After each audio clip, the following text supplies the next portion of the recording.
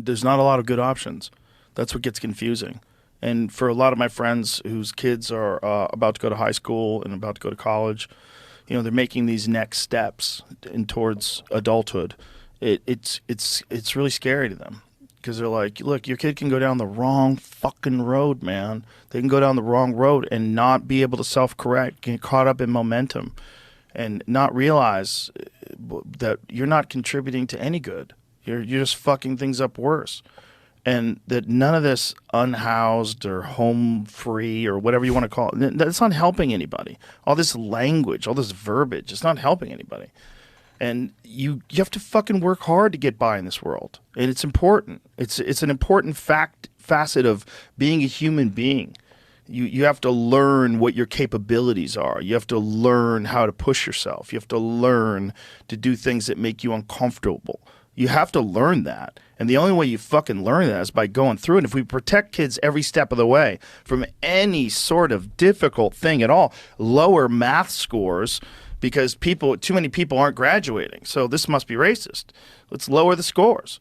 Let's just pass people. Fuck it. We don't want to be bad people. Let's just pass people instead of teaching them. It's hard to learn shit.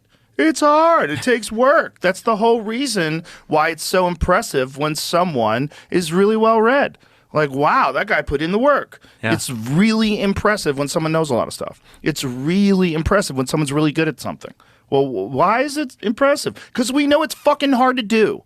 It's that simple. If you want to develop human beings that have potential and can reach their full potential in this life and be a fulfilled human being, you got to teach them how to work hard.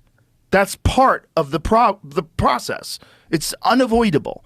And if you don't have that facet, if you don't have that as a core tenet of how you view the world, you're fucking up 100%. There's no way you're going to get everything out of life without hard work. It's just, you'll be anxious. You'll be depressed. You'll feel lost. You won't feel like you accomplished anything. You'll feel like it's been handed to you. You'll be a trust fund baby. You'll be fucked. It's not good for you. You have to work hard. And so you have to overcome, including emotional harm. You have to go through bullshit. You have to go through bad friendships and bad relationships and bad coworkers and bad employers. You have to go through that. It's part of the process. It's how you become a human being.